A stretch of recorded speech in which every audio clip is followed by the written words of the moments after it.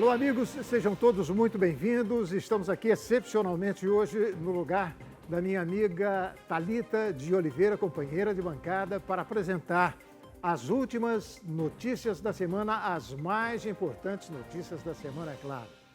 Em Peruíbe, no litoral sul de São Paulo, a situação também é crítica. O temporal deixou cerca de 300 desabrigados e mais de 400 pessoas afetadas. Equipes de resgate usam botes para retirar famílias ilhadas em bairros que estão completamente isolados. Vamos acompanhar. Quem acordou cedo hoje em Peruíbe precisou lidar com água dentro de casa. Em muitos pontos da cidade, o nível chegou rapidamente na altura do joelho, pegando todos de surpresa. Muitos perderam móveis, eletrodomésticos e a própria história. Ao todo, 420 pessoas foram atingidas pelos temporais que castigaram o município. Desse total, 300 pessoas tiveram que deixar tudo para trás e agora são consideradas desabrigadas. A prefeitura precisou montar abrigos emergenciais em escolas e centros comunitários para receber essas famílias que não têm mais para onde ir. A situação mais grave acontece nos bairros mais afastados do centro. Lá, o acesso por terra está completamente bloqueado. O Corpo de Bombeiros e a Defesa Civil estão trabalhando sem descanso.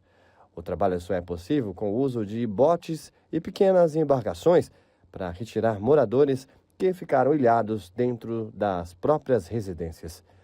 Muitos desses moradores são idosos e crianças que estavam sem comunicação e sem alimentos. O resgate é lento e delicado, já que a correnteza em algumas ruas ainda é muito forte. Além do resgate, as equipes estão levando donativos e água potável para quem decidiu permanecer no segundo andar das casas. O governo estadual e a prefeitura monitoram a situação minuto a minuto. O solo em toda a região de Peruíbe está extremamente encharcado, o que aumenta muito o risco de novos deslizamentos de terra nas encostas. O alerta segue máximo para todo o litoral sul, já que a previsão do tempo indica novas pancadas de chuvas. A orientação é que, ao menor sinal de rachaduras nas paredes ou movimentação de terra, os moradores saiam imediatamente das casas e acione o número 199 da Defesa Civil. Uma tragédia isso aí, hein? As ruas cobertas de lama e os comércios destruídos ilustram o impacto das chuvas torrenciais que atingiram Ubá e outras cidades da zona da Mata Mineira. Com poucas chances de sobreviventes sob os escombros, os moradores agora relatam perdas totais e cobram resposta das autoridades. Vamos acompanhar. As imagens mostram como ficou uma rua de comércio na cidade mineira de Ubá, na zona da mata, depois das chuvas torrenciais que atingiram a região nos últimos dias. Um balanço divulgado nesta quinta-feira pelo Corpo de Bombeiros, citado pela Agência Brasil, apontava que pelo menos 49 mortes foram confirmadas e cerca de 20 pessoas estão desaparecidas. Os socorristas explicaram à AFP que é pouco provável encontrar sobreviventes sob as montanhas de lama. Os moradores de Ubá, a 2 horas de carro de Juiz de Fora, a cidade mais atingida, afirmam que nunca passaram por nada semelhante. Muito rápido, a situação extremamente difícil e lamentável. Tinham 30 e poucos carros aqui dentro, novos, usados, de clientes, e a loja está completamente destruída. Equipamento, material, perdemos tudo. Do descaso do prefeito. Cadê as máquinas? Foi ontem. Antigamente a chuva chegava, estava tudo já tirado o entulho. Cadê? Olha aqui, ninguém veio aqui para dar uma água para gente. Uma água. Tá falando, gravando o vídeo, cadê o pessoal para tirar o entulho? Eu pedi uma enxada emprestado. Uma enxada para ajudar, a menina não quis me dar enxada. A Defesa Civil Estadual indicou que a passagem de uma frente fria mantém o cenário de instabilidade nesta quinta-feira e há previsão de mais chuva forte na área até sexta-feira. O presidente Lula decretou na terça estado de calamidade na região e colocou a Defesa Civil Nacional em alerta máximo. O Brasil tem sofrido tragédias nos últimos anos ligadas a eventos climáticos extremos, desde inundações até secas intensas e ondas de calor.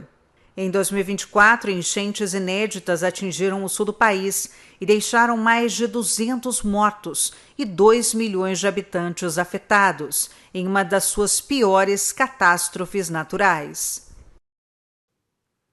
Essa tragédia no interior de Minas marcou a nossa semana, hein? Uma moradora de Juiz de Fora conta agora os momentos de tensão e pavor antes da terra levar tudo. Esta moradora conta como foram os momentos de tensão antes da tragédia. Lívia mora em um bairro de Juiz de Fora afetado pelas fortes chuvas que atingiram a zona da Mata Mineira. Mas umas 8 horas da noite, a minha menina viu que estava descendo muita lama na água. Aí a gente já estava achando estranho que está descendo aquela cor daquela água. Aí passou uns 10 minutos, chegou a notícia que tinha desabado tudo. Foi um pavor terrível. Chegamos aqui, não tinha luz, a luz estava apagando, fio, muita gente que estava chorando, gritando, tentando ajudar.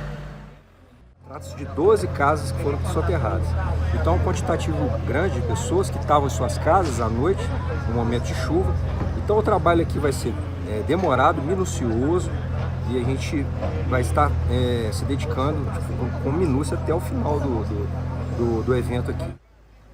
Equipes de saúde do governo federal vão enviar médicos, enfermeiros, psicólogos e outros profissionais para auxiliar nas cidades afetadas.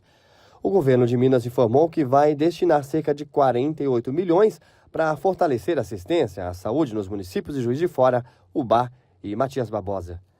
O ministro da Integração e do Desenvolvimento Regional, Valdez Góes, e o secretário nacional de Proteção à Defesa Civil, Volney Wolff, também vão fazer parte da Força-Tarefa Federal na região. Agora uma outra notícia que chamou a atenção essa semana. O ex-prefeito de Lajeado, no Rio Grande do Sul, Marcelo Calmo, foi preso pela Polícia Federal numa investigação sobre o uso de recursos destinados à recuperação de danos causados por enchentes. A Polícia Federal prendeu o ex-prefeito de Lajeado, Marcelo Calmo, em uma operação que apura suspeitas de irregularidades na aplicação de verbas públicas enviadas para a reconstrução da cidade após enchentes que atingiram a região. Segundo as investigações, os repasses eram destinados à recuperação de áreas afetadas, obras emergenciais e reconstrução de estruturas danificadas. A apuração busca esclarecer se houve desvio de finalidade ou problemas na contratação de serviços relacionados a esses recursos. A prisão foi autorizada pela Justiça dentro do inquérito que investiga a destinação desse dinheiro. Outros mandados também foram cumpridos durante a operação. A defesa do ex-prefeito ainda deve se manifestar. A Polícia Federal informou que as investigações continuam para verificar a responsabilidade de todos os envolvidos. A CPI do INSS aprovou a quebra dos sigilos bancário e fiscal de Fábio Luiz Lula da Silva. Ele é filho do presidente Lula. Os senadores investigam agora repasses de empresas de prestação de serviço ao órgão para uma companhia que tem Lulinha como sócio. A sessão foi marcada por bate-boca e muita tensão em Brasília. A Comissão Parlamentar de Inquérito quer entender por que uma empresa de consultoria que pertence ao filho do presidente recebeu dinheiro de grupos que têm contratos milionários com o INSS. Fábio Luiz, mais conhecido como Lulinha, é o filho mais velho do presidente Lula. Ele é biólogo de formação, mas há anos atua como empresário na área de jogos eletrônicos e consultoria. O nome dele já foi citado em outras investigações no passado, sempre ligadas a contratos de suas empresas com grandes grupos econômicos. A votação ocorreu nesta quinta-feira e não foi tranquila. Aliados do governo tentaram barrar a medida, o que gerou um clima de guerra no plenário.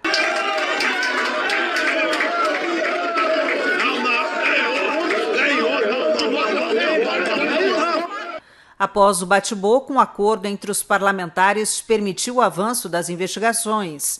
Além de Fábio Luiz, a quebra de sigilo também atinge outros 3 sócios e as contas da própria empresa. Os senadores querem agora rastrear todo o caminho do dinheiro. O objetivo é saber se houve tráfico de influência ou irregularidades em contratos públicos. Os relatores querem cruzar os dados bancários com as datas de pagamentos feitos pelo governo. Até o momento, a defesa de Fábio Luiz não se manifestou sobre a decisão da CPI. O Palácio do Planalto também não comentou o assunto. O Supremo Tribunal Federal condenou os acusados de serem os mandantes do assassinato da vereadora Marielle Franco e do motorista Anderson Gomes, 8 anos após o crime que chocou o país. A repórter Nora Lapertosa, direto agora de Brasília, tem mais informações. A primeira turma do Supremo Tribunal Federal condenou por unanimidade Domingos Inácio Brazão e João Francisco Inácio, o Chiquinho Brazão, como mandantes do assassinato da vereadora Marielle Franco e do motorista Anderson Gomes, mortos a tiros no centro do Rio de Janeiro em março de 2018. A Procuradoria-Geral da República apontou motivação política e interesses ligados a milícias. Marielle Franco era defensora dos direitos humanos e símbolo da luta contra a violência política e a desigualdade social no Brasil. Na leitura do voto, o relator da ação penal, ministro Alexandre de Moraes, destacou que o crime teve motivação política e social, com elementos de misoginia, racismo e discriminação, representando uma tentativa de silenciar uma voz dissidente no marco ao combate à violência organizada. A sentença chegou após anos de luta por justiça pela família de Marielle e pela sociedade civil. A condenação é vista por movimentos sociais como um passo importante no combate à impunidade para crimes contra ativistas e representantes eleitos, embora críticas persistam sobre os longos anos necessários para chegar a um veredito. E aí, ministra Carmen, e Vossa Excelência de todos nós aqui, a mais estudiosa no assunto, se juntou a questão política com a misoginia, com o racismo, com a discriminação. Marielle Franco era uma mulher preta, pobre, que estava, diríamos, no popular, peitando os interesses de milicianos. Qual o recado mais forte que poderia ser feito? E na cabeça misógina, preconceituosa de mandantes e executores, quem iria ligar para isso? Uma cabeça de 100 anos, 50 anos atrás, vamos eliminá-la, e isso não terá grande repercussão. E na própria delação, eu citarei trechos aqui, o colaborador Rony Lessa, ele diz da preocupação dos mandantes com a repercussão. Eles não esperavam tamanha repercussão. Além dos irmãos Brazão, outros 3 réus também foram condenados pela primeira turma do STF. São eles: Ronald Paulo Alves Pereira, ex-policial militar condenado por duplo homicídio e tentativa de homicídio; Robson Calixto Fonseca, ex-assessor condenado por participação em organização criminosa; e Rivaldo Barbosa de Araújo Júnior, ex-delegado e ex-chefe da Polícia Civil do Rio de Janeiro, absolvido do homicídio, mas condenado por obstrução de justiça e corrupção passiva.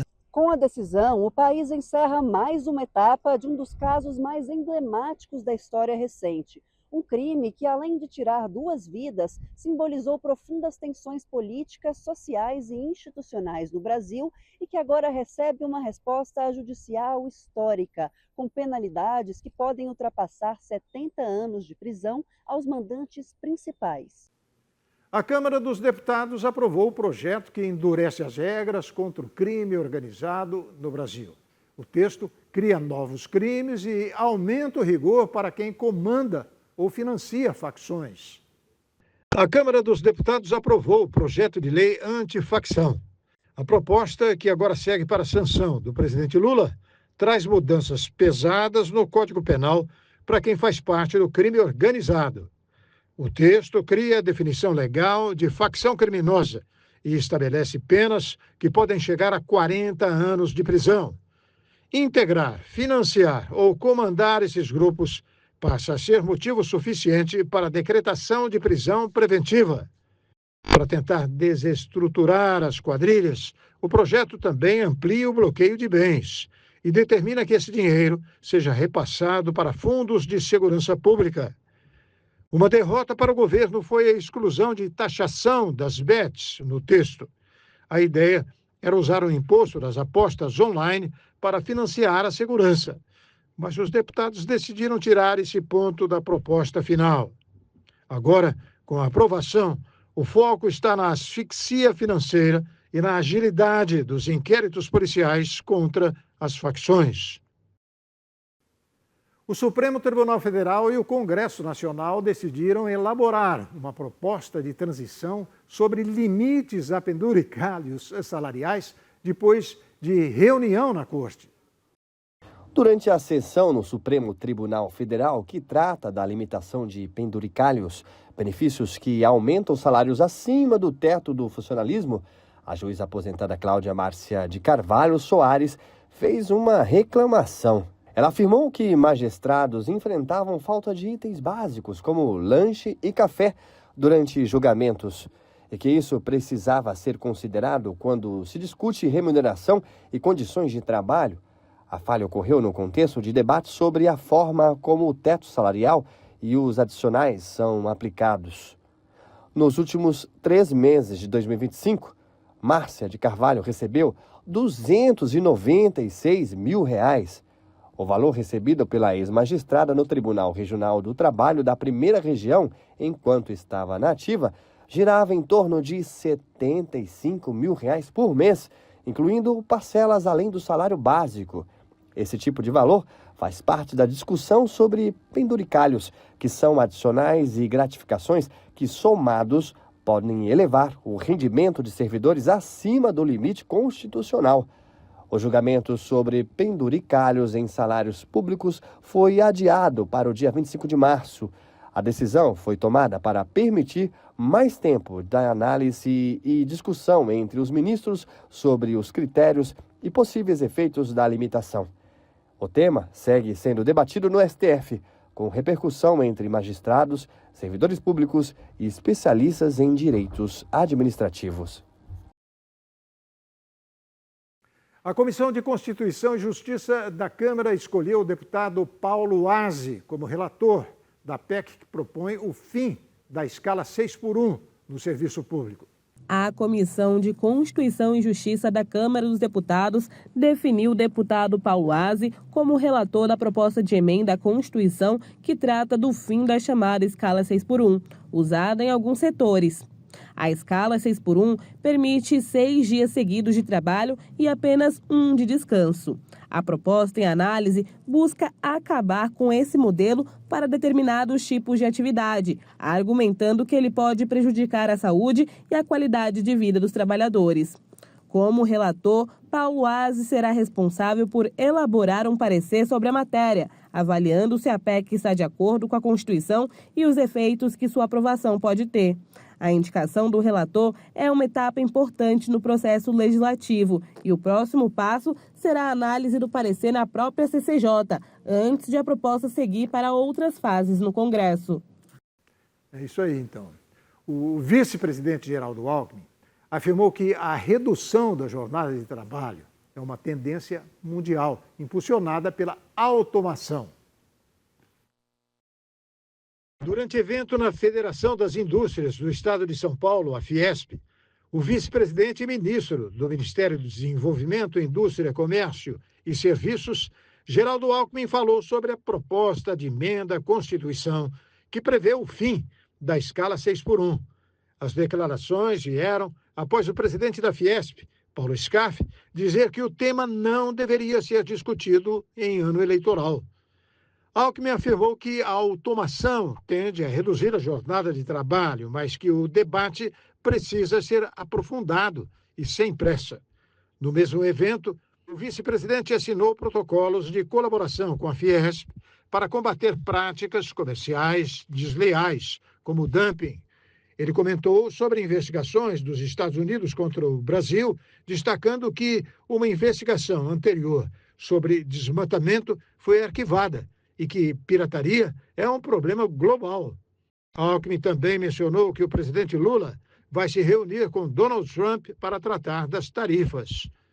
Sobre economia, Alckmin afirmou que a Selic deve cair na próxima reunião do Copom, citando o dólar baixo, boa safra e preços de item exógenos que não deveriam impactar a inflação. Segundo ele, fatores climáticos e geopolíticos influenciam os preços. Ele destacou ainda que os benefícios do acordo Mercosul-União Europeia e que o presidente Lula deve regulamentar em breve salvaguardas para proteger o mercado em caso de importações excessivas. O presidente do Supremo Tribunal Federal, ministro Edson Fachin, confirmou o arquivamento do pedido de suspeição, ou seja, de possível parcialidade do ministro Dias Toffoli no caso que investiga supostas irregularidades no Banco Master. A repórter Nora Lapertosa, de Brasília, tem mais informações. O presidente do Supremo Tribunal Federal, ministro Edson Fachin, recebeu da Polícia Federal, no dia 9 de fevereiro, um relatório com dados de um dos celulares do ex-banqueiro Daniel Vorcaro, controlador do extinto Banco Master. O documento trazia menções ao ministro Dias Toffoli, incluindo conversas entre Vorcaro e o cunhado dele, Fabiano Zettel, sobre o pagamento da compra do resort Itaiaia, no Paraná, empreendimento ligado à família de Toffoli. O documento da Polícia Federal não pedia o afastamento de Toffoli da relatoria, mas mencionava um possível descumprimento da Lei Orgânica da Magistratura. Diante do conteúdo, o presidente do Supremo Tribunal Federal, ministro Edson Fachin, determinou que o material fosse autuado como arguição de suspeição, instrumento jurídico utilizado quando há questionamentos sobre a imparcialidade de um magistrado. Após a revelação das mensagens, os ministros do Supremo se reuniram e, no dia 12 de fevereiro, divulgaram uma nota conjunta informando sobre o arquivamento do pedido de suspeição, confirmado posteriormente por Fachin. A nota também informou sobre a saída de Toffoli da relatoria do caso por vontade do próprio ministro em nome dos, abre aspas, altos interesses institucionais, fecha aspas. Depois da saída de Toffoli, o caso Master passou a ser relatado pelo ministro André Mendonça, escolhido por sorteio. Logo que assumiu a relatoria, Mendonça se reuniu com investigadores para obter um panorama das apurações e autorizou que o material apreendido permanecesse sob a guarda da Polícia Federal. Nesta semana, Mendonça voltou a se reunir com a Polícia Federal para discutir os próximos passos da investigação sobre as operações do Banco Master. O inquérito segue em andamento no Supremo Tribunal Federal. A CPI do crime organizado aprovou um requerimento de quebra de sigilo da Merit Participações, a empresa pela qual o ministro Dias Toffoli, do STF, recebeu pagamentos do fundo ligado ao Banco Master. O pedido foi aprovado de forma consensual após o governo não conseguir formar maioria para derrubá-lo. O requerimento de autoria do senador Alessandro Vieira prevê que o Conselho de Controle de Atividades Financeiras forneça informações consistentes na elaboração de relatórios de inteligência financeira e que se proceda à quebra de sigilo bancário, fiscal, telefônico e telemático da empresa. O documento pede ainda que sejam fornecidas todas as contas de depósitos, contas de poupança, contas de investimento e outros bens, direitos e valores mantidos em instituições financeiras, além de dossiê fiscal da Mariridit, com informações como imposto de renda. Na justificativa do pedido, Vieira disse que a ideia é desmantelar a complexa rede de influência e lavagem de capitais que orbita em torno do Banco Master e de suas conexões com agentes públicos de cúpula. A quebra de sigilo engloba o período de janeiro de 2022 a 8 de fevereiro de 2026. A CPI aprovou ainda a convocação de José Carlos Dias Toffoli e do engenheiro José Eugênio Dias Toffoli, irmãos do magistrado. O presidente da Câmara dos Deputados, Hugo Mota, defendeu em entrevista ao portal Metrópolis a atuação do ministro Dias Toffoli no Supremo Tribunal Federal no caso Master e criticou as CPIs que tratam do caso. A repórter Nora Lapertosa, mais uma vez, tem mais informações. Em entrevista ao portal Metrópolis, o presidente da Câmara dos Deputados, Hugo Mota, criticou as comissões parlamentares de inquérito que tratam do caso Master, afirmando que parte das convocações tem como objetivo criar palanque político ao invés de apurar os fatos. CPI tem escopo, CPI tem fato determinado e não é correto se pegar uma CPI para investigar aquilo que não foi o fato inicial ao qual ela foi proposta, que é isso que infelizmente estamos vendo lá no Senado Federal. Talvez pelo afã de estarmos em um ano eleitoral e todo mundo quer fazer palanque sobre esses assuntos. Mota também defendeu o ministro Dias Toffoli, do Supremo Tribunal Federal, destacando que o ministro tem respeitado o devido processo legal e que as críticas exageradas ao judiciário podem ferir a independência dos poderes. Eu penso que o Supremo Tribunal Federal tem cumprido o seu papel. Não é? As decisões, por exemplo, proferidas pelo antigo relator, o ministro Dias Toffoli, por exemplo, atenderam todos os pedidos que o Ministério Público e que a Polícia Federal fez. Eu penso que houve um exagero da parte da mídia e, no geral, do papel que o ministro Toffoli cumpriu. Ele atendeu esses pedidos e vinha conduzindo, como sempre conduziu, com muito equilíbrio as suas decisões. Talvez o afã de se querer sangue, de se querer atacar a conduta das pessoas acerca disso, na minha avaliação, às vezes se sobrepõe àquilo que é razoável de se fazer.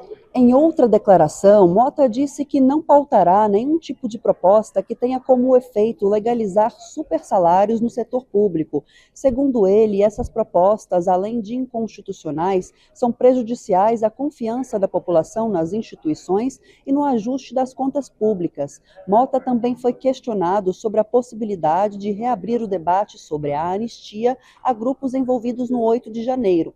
Para ele, reviver esse tema agora seria um desserviço ao país, porque poderia estimular a impunidade e retroceder em princípios legais já estabelecidos. No meu ponto de vista e naquilo que cabe à presidência da Câmara, que eu tenho a responsabilidade de presidir, eu penso que essa matéria acerca da anistia ela está superada com a aprovação da dosimetria. Reabrir esse debate agora seria um desserviço ao país e eu quero já, de antemão, dizer que essa discussão ela não entrará na Câmara dos Deputados, até porque nós encerramos a nossa condução acerca desse tema com a aprovação do PL da dosimetria, que agora cabe ao Congresso Nacional analisar o veto do presidente da República. Hugo Mota concluiu ressaltando a importância do Congresso concentrar seus trabalhos em pautas de interesse nacional e que fortaleçam a democracia, evitando polarizações e pautas que possam fragilizar as instituições. A Câmara dos Deputados aprovou o acordo de livre comércio entre o Mercosul e a União Europeia, que pode criar uma das maiores zonas de livre comércio do mundo.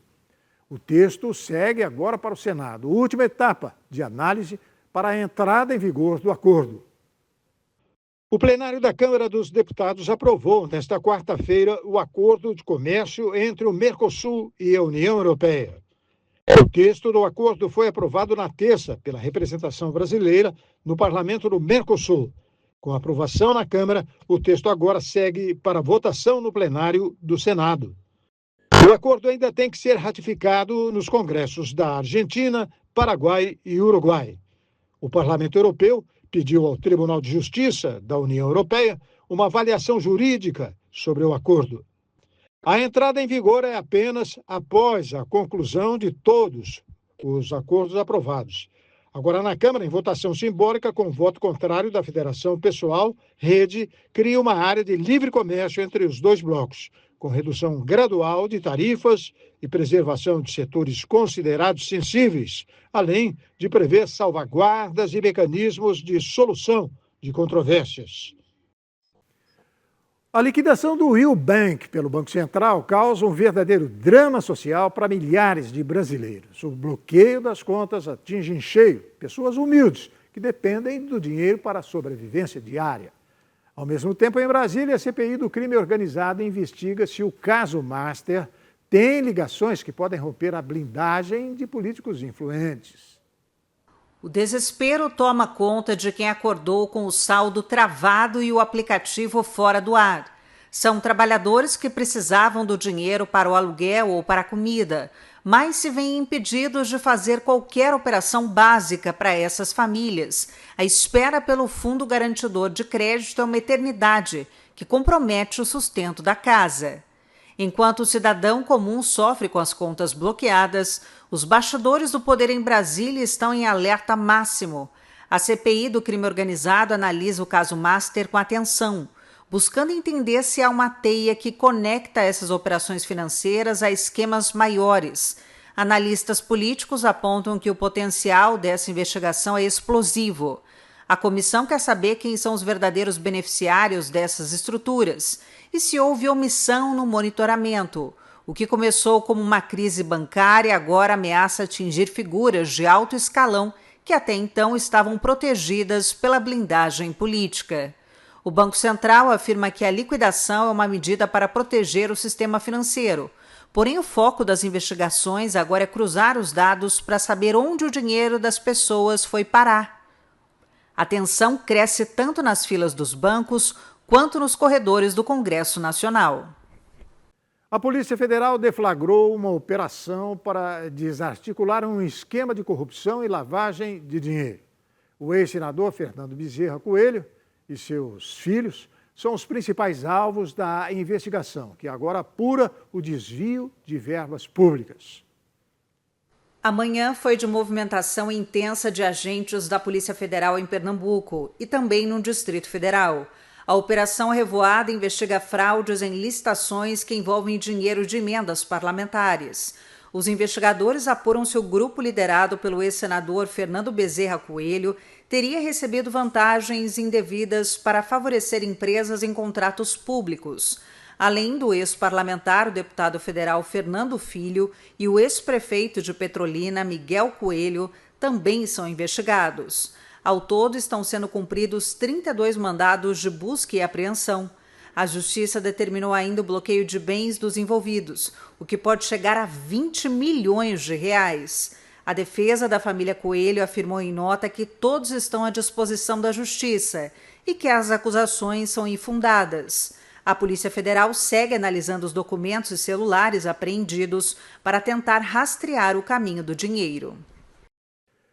Em apenas um ano, o Brasil perdeu cerca de 1 milhão de matrículas nas escolas, segundo dados do Censo de Educação Básica. Dados do Censo da Educação Básica mostram que o Brasil registrou uma queda de aproximadamente 1 milhão de matrículas em apenas um ano. O levantamento aponta que o ensino médio chegou ao menor número de alunos do século. O estado de São Paulo, por exemplo, teve redução superior a 250 mil estudantes nessa etapa de ensino, no período analisado. Os números também indicam redução no atendimento em creches e uma estagnação considerada preocupante no acesso à educação infantil, especialmente para crianças de 0 a 3 anos. Especialistas alertam que a diminuição nas matrículas pode estar relacionada a fatores como evasão escolar, mudanças demográficas e impactos sociais e econômicos recentes. O cenário reacende o debate sobre políticas públicas voltadas à permanência dos alunos na escola e à ampliação do acesso à educação em todas as etapas. O presidente do Republicanos, deputado Marcos Pereira, indicou que o partido pode apoiar a candidatura de Flávio Bolsonaro à presidência ou optar pela neutralidade na eleição. Vamos ver. O deputado Marcos Pereira afirmou que o Republicanos ainda não tomou uma decisão definitiva sobre a disputa presidencial de 2026, mas sinalizou 2 caminhos possíveis: apoiar uma eventual candidatura do senador Flávio Bolsonaro ou permanecer neutro. Segundo ele, a decisão dependerá do cenário político e das alianças que forem construídas até o período eleitoral. O partido avalia qual posicionamento pode ser mais estratégico, levando em conta o espaço que pretende ocupar na eleição. Marcos Pereira destacou que o Republicanos tem interesse em participar das discussões nacionais, mas reforçou que qualquer definição será feita de forma conjunta pela legenda. A posição final deve ser debatida internamente nos próximos meses, à medida que as candidaturas forem oficialmente confirmadas. É isso aí, então. E o governo revogou um decreto que previa a expansão de portos em rios da Amazônia para o transporte de grãos. Isso após semanas de protestos indígenas, incluindo a ocupação de um terminal da multinacional Cargill. O governo federal anunciou nesta segunda-feira a revogação de um decreto que previa a expansão de portos em rios da Amazônia para o transporte de grãos, após semanas de protestos indígenas, incluindo a ocupação de um terminal da multinacional Cargill. A revogação do decreto era uma exigência de manifestantes que acampavam há mais de um mês em frente à entrada do terminal da gigante agroindustrial na cidade de Santarém, estado do Pará. Os protestos continuaram, apesar de há 2 semanas o governo do presidente Lula ter anunciado a suspensão da dragagem no rio Tapajós, um afluente do rio Amazonas. Nós viemos hoje, eu e a ministra Sônia Guajajara, anunciar para vocês a revogação do decreto 12.600, definida após conversas com o presidente Lula e reunião com demais ministros. Hoje tomamos aqui uma decisão muito importante nesse diálogo com o presidente Lula, que mesmo em viagem escutou, dialogou com a gente para que a gente pudesse rever essa decisão. As comunidades indígenas brasileiras se opõem à expansão portuária e, em particular, à dragagem de rios, que consideram vitais para o seu modo de vida. O Brasil e a Índia assinaram um acordo histórico sobre minerais críticos e terras raras. O presidente Luiz Inácio Lula da Silva foi recebido neste sábado pelo primeiro-ministro da Índia. De acordo com o Palácio do Planalto, os líderes do Sul Global tiveram uma reunião restrita e, na sequência, uma ampliada, com a participação de representantes das 2 nações. Lula desembarcou na Índia na quarta-feira com uma delegação com mais de 1 de ministros, além de empresários, para participar da cúpula sobre o impacto da inteligência artificial realizada na capital indiana. Neste sábado, Brasília e Nova Delhi assinaram um acordo histórico sobre minerais críticos e terras raras. Ampliar os investimentos e a cooperação em matéria de energias renováveis e minerais críticos está no cerne do acordo pioneiro que assinamos hoje. O Brasil é o maior parceiro comercial da Índia na América Latina. Estamos comprometidos em levar o nosso comércio bilateral a mais de 20 bilhões de dólares nos próximos 5 anos. Nosso comércio não é apenas um número, mas um reflexo de confiança. O Brasil possui a 2ª maior reserva mundial de terras raras necessárias para a fabricação de produtos tão diversos como veículos elétricos, painéis solares, smartphones, motores de avião e mísseis guiados. A Índia, que busca reduzir sua dependência da China, principal exportador e ator dominante na cadeia de suprimentos de muitos desses minerais, tem expandido a produção e a reciclagem doméstica, além de buscar novos fornecedores. Os 2 países também assinaram outros 9 acordos e memorandos relacionados, entre outros assuntos, à cooperação digital e ao acesso equitativo a medicamentos. A UEFA decidiu suspender provisoriamente Gianluca Prestiani por alegada conduta discriminatória após a denúncia de Vinícius Júnior durante o duelo entre Benfica e Real Madrid. A investigação segue em curso e pode resultar numa punição mais severa caso as acusações sejam confirmadas. Acusado de proferir insultos racistas contra Vinícius Júnior, o atacante argentino Gianluca Prestiani do Benfica foi suspenso provisoriamente pelo UEFA nesta segunda-feira. Com isso, ele está fora do jogo de volta do play-off de acesso às 8ª de final da Liga dos Campeões contra o Real Madrid. Na última terça-feira, no jogo disputado em Lisboa, Vini Júnior acusou Prestiani de tê-lo chamado de macaco após comemorar com uma dança o gol que deu a vitória ao time espanhol por 1-0. Antes mesmo da conclusão da investigação anunciada pela UEFA, o órgão de controle, ética e disciplina da entidade decidiu suspender Gianluca provisoriamente para o próximo jogo da competição europeia por alegada conduta discriminatória. Em nota, o órgão informou que esta medida cautelar não vai afetar qualquer decisão que os órgãos disciplinares da UEFA venham a adotar posteriormente, após a conclusão da investigação em curso. Se a UEFA considerar Prestiani culpado de proferir insultos racistas contra o brasileiro, a punição mínima ao argentino será de 10 jogos de suspensão. O atacante do Benfica, que discutiu com o camisa 7 do Real Madrid, enquanto cobria a boca com a camisa, negou as acusações e recebeu apoio do clube português em postagens nas redes sociais. Muita gente importante tem dado cobertura ao nosso jogador, né, que vai ser uma das esperanças da Copa do Mundo, hein? O governo mexicano afirmou que pelo menos 27 membros da Guarda Nacional, um guarda penitenciário e outro funcionário, morreram em ataques do cartel Jalisco, nova geração, após a operação que resultou na morte do seu líder, conhecido como El Mencho. O México permanece em estado de alerta nesta segunda-feira, com escolas fechadas em pelo menos 8 estados, após a onda de violência desencadeada pela morte do poderoso chefe do narcotráfico, Nemésio El Mencho, ou Cegueira, em uma operação militar. A presidente Cláudia Sheinbaum pediu calma à população em meio à explosão de violência que provocou bloqueios em rodovias, incêndios de veículos e estabelecimentos comerciais e o cancelamento de dezenas de voos de companhias aéreas dos Estados Unidos e do Canadá. Além do fechamento de escolas em vários estados, o Poder Judiciário anunciou que os juízes podem manter os tribunais fechados se considerarem necessário. El Mencho, o líder do cartel Jalisco Nova Geração, era o narcotraficante mexicano mais procurado.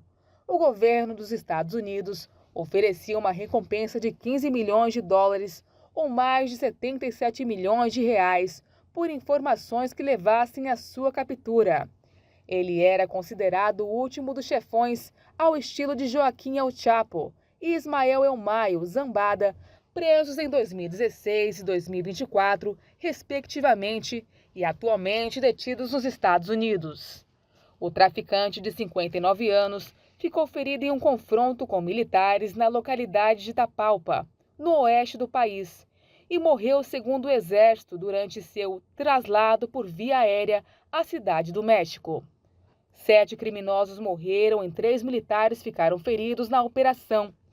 2 integrantes do Jalisco Nova Geração foram detidos e diversas armas foram apreendidas, como lançadores de foguetes capazes de derrubar aeronaves e destruir veículos blindados.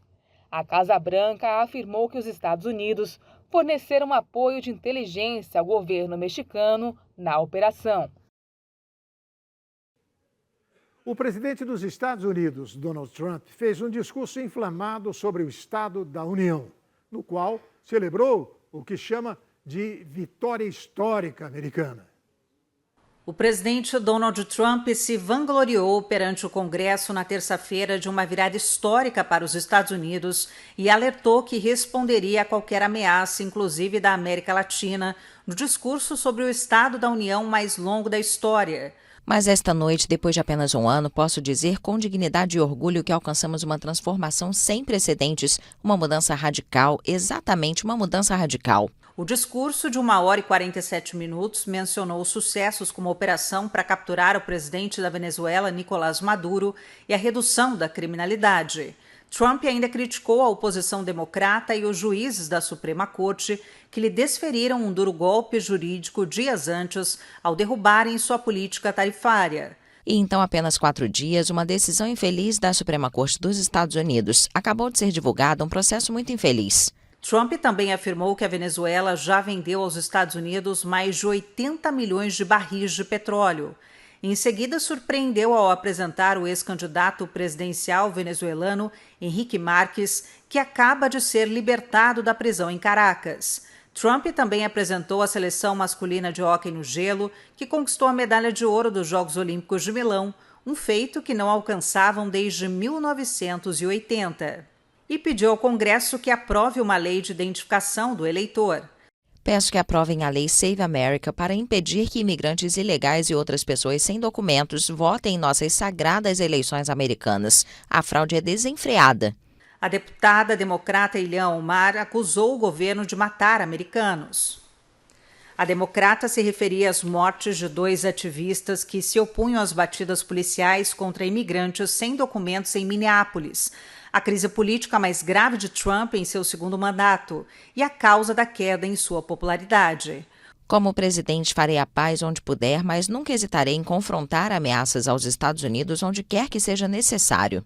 O líder republicano voltou a emitir alertas a inimigos como o Irã e afirmou que busca uma solução diplomática, embora tenha advertido sobre o risco que o país do Oriente Médio desenvolva armas nucleares. Eles já desenvolveram mísseis que podem ameaçar a Europa e nossas bases no exterior e estão trabalhando para construir mísseis que em breve alcançarão os Estados Unidos. Após a Operação Martelo da Meia-Noite, eles foram avisados para não tentarem reconstruir seu programa de armas, particularmente armas nucleares. No entanto, eles continuam e estão começando tudo de novo. Nós o aniquilamos e eles querem começar tudo de novo. Há um ano, o republicano prometeu o início de uma era de ouro para seu país. Irritado com a inflação persistente, a divisão política e a crescente sombra da China, dezenas de congressistas democratas boicotaram o evento anual tradicional em protesto contra as políticas anti-imigração do presidente. A democrata Abigail Spanberger criticou o discurso sobre o Estado da União feito por Donald Trump, dizendo que ele não falou a verdade. Um analista político destacou que o magnata usou a fala normalmente voltada para o partido e o futuro, para, então, apenas se promover. A governadora democrata da Virgínia, Abigail Spanberger, criticou o discurso sobre o Estado da União de Donald Trump. Ela se opôs a várias ações do atual governo, como o custo de vida, a política tarifária do presidente, a atuação de agentes migratórios e a gestão do caso Epstein. Esta noite, enquanto assistíamos aos legisladores do nosso país reunidos para uma sessão conjunta do Congresso, não ouvimos a verdade do nosso presidente. Então, vamos falar de forma clara e honesta. E deixe-me fazer 3 perguntas a vocês. O povo americano que assiste em casa. O presidente está trabalhando para tornar a vida mais acessível para você e sua família. O presidente está trabalhando para manter os americanos seguros, tanto em casa quanto no exterior. O presidente está trabalhando para vocês? A governadora é uma figura importante da ala moderada do Partido Democrata e é vista como modelo para o centrismo, que alguns acreditam ser fundamental para vencer as eleições de meio de mandato em novembro. Este analista político destacou que os discursos sobre o Estado da União devem ser unificadores, bipartidários e voltados para o futuro, mas Trump usou a ocasião para fazer um discurso sobre ele mesmo. Na maior parte do tempo, ele estava mais preocupado consigo mesmo e com o seu futuro do que com o partido. Este é o seu 2º mandato, ele não vai se candidatar novamente. Acho que ele está até dividido entre apoiar o vice-presidente ou Marco Rubio, a quem elogiou bastante esta noite, pensando no futuro do partido. Mas ele sempre teve sua própria marca e não se preocupou muito com o partido, especialmente porque vai se aposentar da política e está ficando mais velho. Donald Trump fez o discurso sobre o Estado da União mais longo da história. Mais de 40 milhões de pessoas enfrentam uma nova grande tempestade de neve no nordeste dos Estados Unidos, incluindo a cidade de Nova York, onde as autoridades locais fecharam as rodovias ao trânsito. O nordeste dos Estados Unidos enfrentou uma nova grande tempestade de neve nesta segunda-feira. A tempestade provocou desde a madrugada o cancelamento de voos e o corte de energia elétrica em milhares de residências e estabelecimentos comerciais da região. O prefeito de Nova York, Zohran Mamdani, ordenou o fechamento das escolas e apelou para que as pessoas se deslocassem apenas em casos essenciais. Continua a incentivar todos os veículos que não sejam de emergência, carros, caminhões, scooters e bicicletas elétricas, a permanecerem fora das estradas. Estamos limpando as ruas e fazendo o possível para manter nossas vias desobstruídas para a passagem de veículos de emergência. Cada veículo fora da estrada torna esse trabalho um pouco mais fácil. Estas são condições perigosas. Não só a neve continua a cair, como a acumulação de neve e o recongelamento tornou perigoso se deslocar. Se puder, permaneça dentro de casa. Se tiver de sair de casa, utilize os transportes públicos. As autoridades de Nova Jersey e Rhode Island, estados vizinhos de Nova York, também impuseram restrições semelhantes. Esta é a segunda grande tempestade de inverno na costa leste do país em menos de um mês. Eu gosto. Prefiro que neve no inverno. Faz parecer que é inverno. Mas é engraçado que não tivemos neve por anos e agora temos 2 grandes nevascas este ano. Em pontos de pelo menos 4 estados, Massachusetts, Nova York, Nova Jersey e Rhode Island, foram registrados até 60 centímetros de neve na manhã desta segunda. De acordo com o site de monitoramento FlightAware, mais de 5.800 voos com origem ou destino nos Estados Unidos haviam sido cancelados e outros centenas apresentavam atrasos. Os 3 principais aeroportos da Big Apple, assim como o aeroporto Logan de Boston, registraram o maior número de cancelamentos. O presidente Volodymyr Zelensky declarou que Putin não alcançou seus objetivos de guerra nem quebrou os ucranianos. Em Kiev, líderes europeus participaram de uma cerimônia para marcar os 4 anos da invasão da Rússia ao território.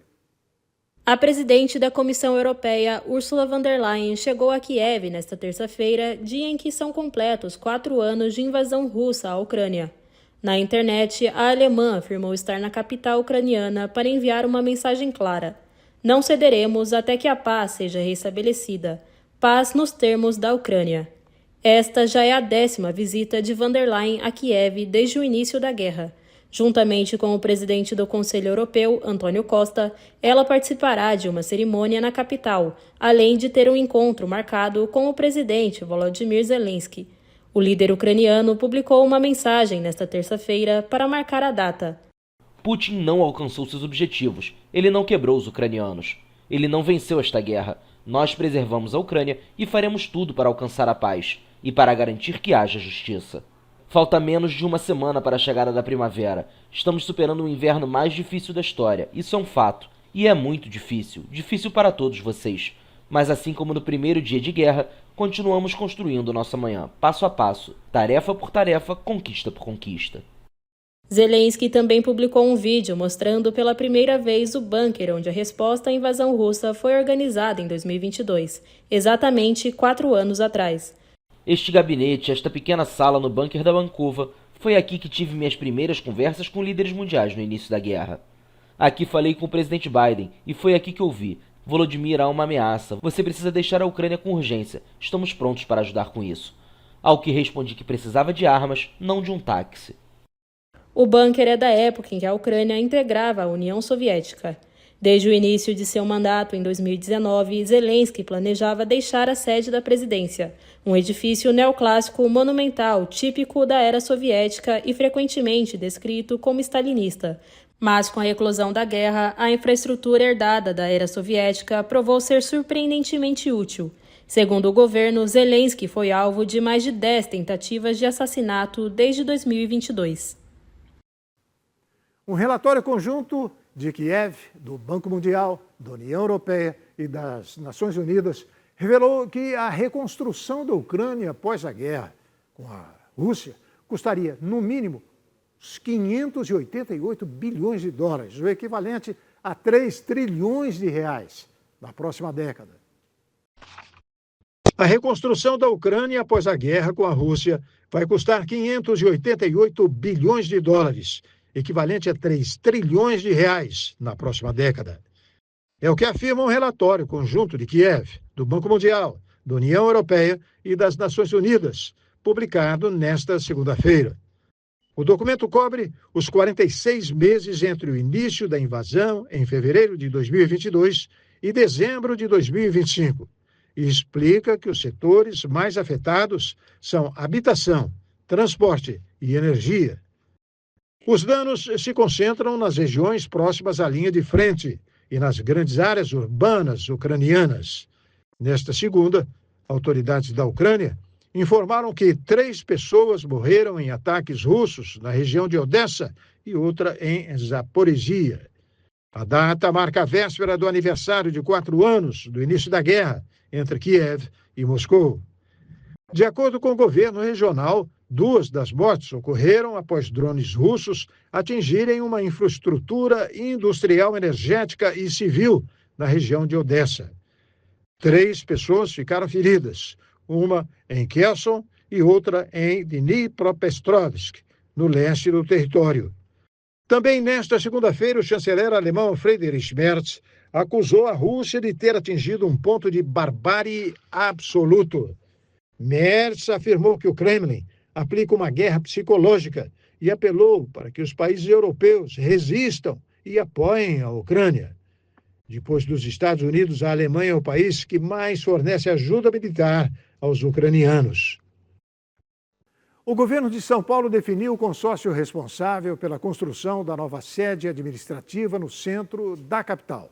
O projeto, orçado em mais de 6 bilhões de reais, deve ficar pronto até 2030. Vamos ver. O consórcio MES-RZK Novo Centro venceu o leilão realizado na sede da B3, em São Paulo, para construir o novo centro administrativo do governo paulista. O valor da obra é de 6,1 bilhões de reais, com concessão de 30 anos. O projeto prevê a transferência do Palácio dos Bandeirantes no Morumbi para um complexo de prédios no entorno da Praça da Princesa Isabel. Serão 7 edifícios e 10 torres para abrigar o gabinete do governador e 28 secretarias, além da restauração de 17 casarões tombados. A construção será feita por meio de uma parceria público-privada. O governo entra com cerca de 3,4 bilhões de reais e o consórcio terá direito de explorar comercialmente o espaço, com estacionamentos, lojas e restaurantes. Do lado de fora, cerca de 30 moradores e militantes de movimentos de moradia protestaram contra as desapropriações previstas. Aproximadamente 600 famílias deverão deixar imóveis na região. O custo das indenizações está estimado em 500 milhões de reais. O projeto arquitetônico escolhido em concurso nacional prevê também a construção de mais de 6 mil moradias, sendo mais da metade destinadas à população de baixa renda. A Praça Princesa Isabel será transformada em boulevard, com ampliações de áreas verdes e trechos exclusivos para pedestres. A estimativa é que as obras gerem 38 mil empregos até a conclusão, prevista para 2030. Uma pesquisa Datafolha mostra que 64% dos paulistanos aprovam a mudança, mas moradores da região ainda cobram mais transparência sobre as desapropriações e os impactos sociais. É isso aí. E o prefeito de São Paulo, Ricardo Nunes, assinou um acordo com o Ministério Público que autoriza a realização de um mega show internacional na Avenida Paulista, ainda esse ano, hein? A Avenida Paulista é palco de alguns dos maiores eventos de São Paulo. O Réveillon, a parada do orgulho LGBT e manifestações que marcam a vida da cidade. Agora um novo capítulo pode ser escrito. O prefeito Ricardo Nunes assinou com o Ministério Público o termo de ajustamento de conduta que autoriza a realização de um mega show internacional gratuito na via. A expectativa é de que o evento comece no dia 5 de setembro, caso seja validado pelo Conselho Superior do MP. O acordo também estabelece regras rígidas, controle de acesso de pedestres, revistas, preservação de acesso de moradores e hospitais, plano de evacuação, contingente adequado de segurança, atendimento médico, instalação de banheiros e medidas para reduzir o impacto sonoro. Para cada evento, a Prefeitura terá de apresentar ao Ministério Público um relatório detalhado sobre os impactos e benefícios. Caso contrário, novas autorizações poderão ser suspensas. Entre os nomes cotados para esse primeiro show estão as bandas como Foo Fighters, U2, Coldplay e Rolling Stones. O prefeito afirmou que a ideia é trazer um espetáculo nos moldes dos grandes shows já realizados no Rio de Janeiro, como Madonna e Lady Gaga em Copacabana. É isso aí, então. Eram estas as notícias importantes da semana. Agora só nos resta agradecer a sua companhia e até a próxima. Um abraço.